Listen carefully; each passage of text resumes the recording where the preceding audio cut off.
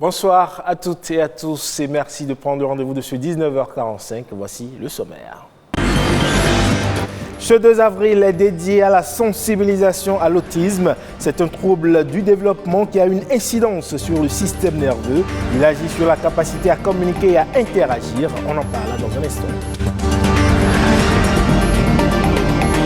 Et puis c'est une réalité au Bénin depuis quelques mois maintenant, la télévision numérique terrestre, cette révolution dans l'espace audiovisuel. Que faut-il y comprendre? On en parle.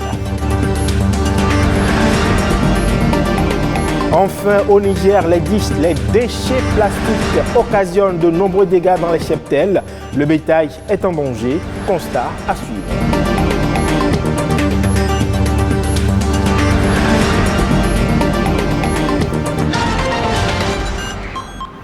Bienvenue à toutes et à tous à ce 19h45. Je le disais dans le titre, ce 2 avril est dédié à la sensibilisation à l'autisme. Cette pathologie se définit comme un trouble du développement qui réduit la capacité à communiquer et à interagir. Et bien que ce trouble soit incurable, un traitement peut aider le patient. Comment donc réussir à traiter un autiste? Explication. Normalement, à 1 an et demi déjà, des enfants parlent ou au moins ils alignent 2-3 mots, même s'ils ne font pas des phrases.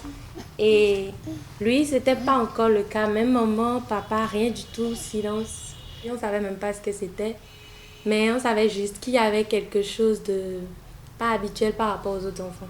Un enfant aux réactions et comportements pas habituels, tels que des difficultés à communiquer et à appréhender les interactions sociales.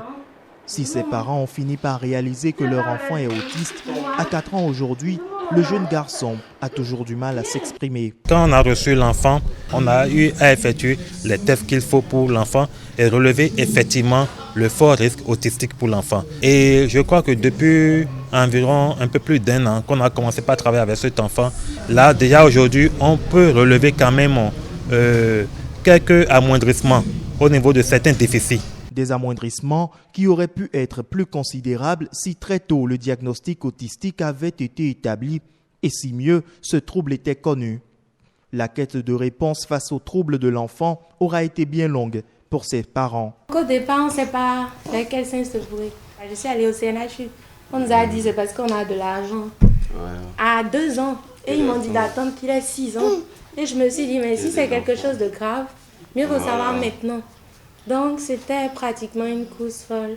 Et pour pallier cette ignorance sur le sujet, ici, on sensibilise sur l'autisme afin d'éviter les stigmatisations.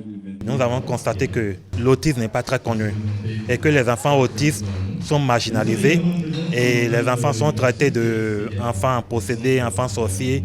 Et il y a beaucoup de discrimination. Donc il faut déjà commencer par en parler, commencer par dire comment ça se fait, ça se manifeste, quels en sont les signes, et il faut commencer par déconstruire les fausses idées qui se posent sur la question.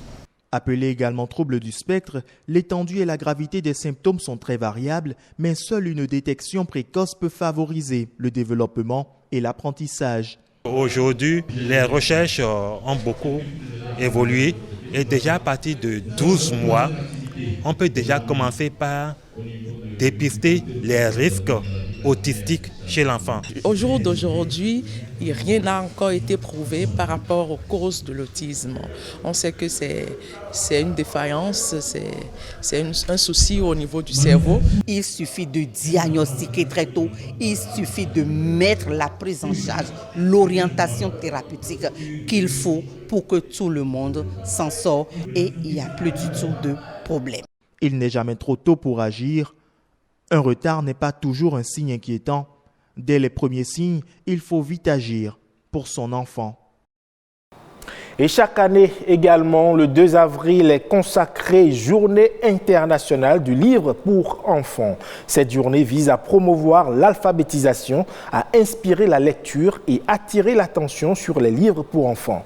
Il est question au cours de cette journée d'encourager les parents, les enseignants et les enfants du monde entier à participer à des activités de lecture dans leur communauté locale. La Journée internationale du livre pour enfants est également célébrée pour faire connaître les auteurs de contes pour pour enfants. Un combat important pour les adeptes du livre illustré qui souhaitent ainsi faire perdurer la tradition et transmettre aux jeunes le goût de la lecture.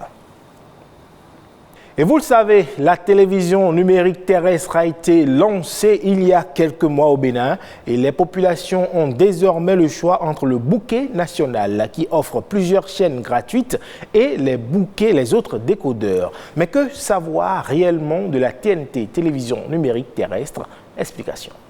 Résultant de l'évolution technique en matière de télédiffusion, la télévision numérique terrestre TNT est désormais fonctionnelle et accessible au Bénin.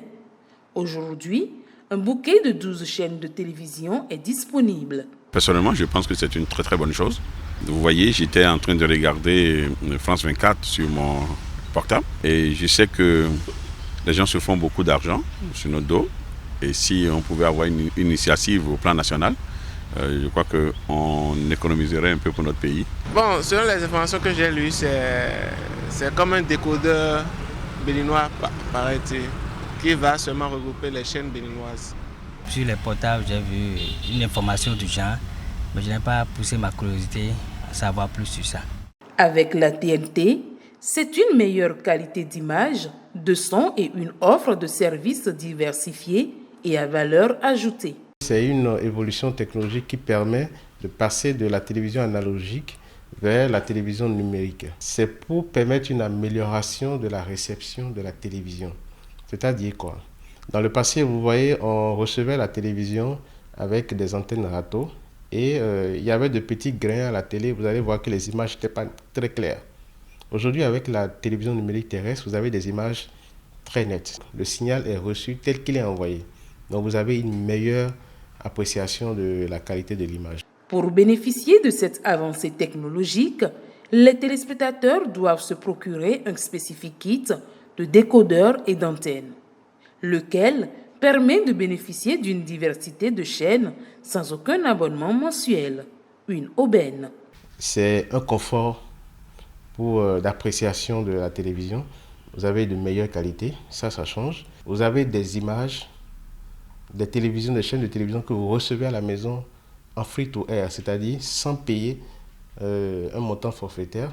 Vous payez juste le décodeur et vous avez 12 chaînes de télévision à la maison sans payer de forfait mensuel. C'est un enjeu pour toutes les chaînes nationales, mais aussi pour l'économie béninoise. C'est la guerre des programmes. Il faut produire de façon massive, il faut produire aussi de qualité et avec des sujets pertinents pour pouvoir accrocher le téléspectateur. Ces fréquences sont commercialisées et ces fréquences sont attribuées aux opérateurs GSM et ça, c'est un enjeu économique pour les États. J'encourage cette initiative simplement. Il faut que nous commencions nous-mêmes par écrire notre histoire et pas laisser les autres souvent parler de nous. La TNT, c'est nouveau, on va essayer de voir.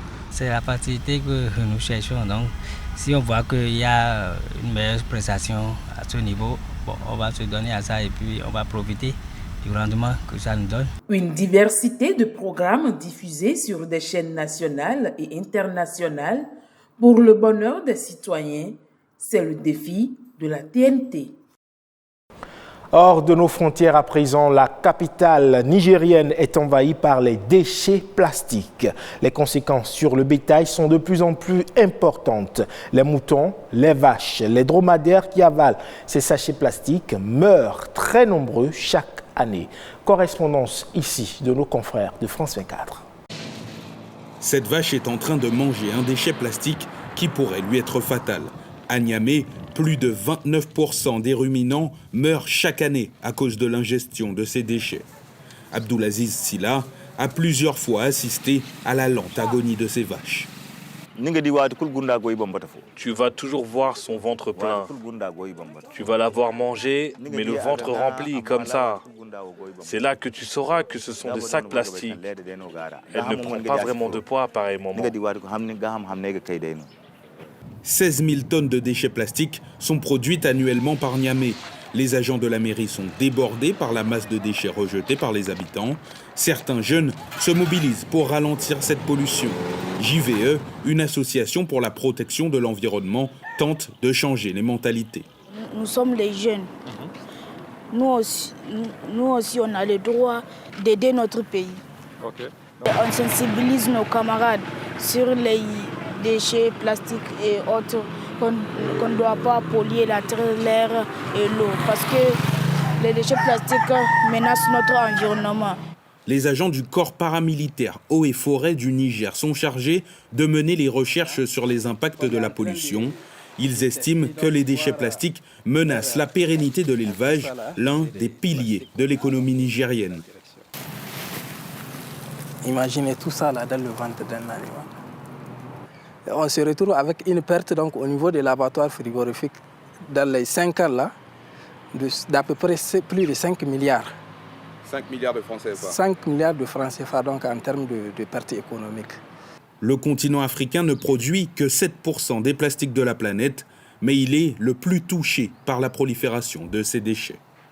Ainsi donc se referme ce 19h45 à retrouver sur le www.ortb.bj ainsi que sur toutes nos plateformes digitales. Merci pour votre aimable attention et bon dimanche.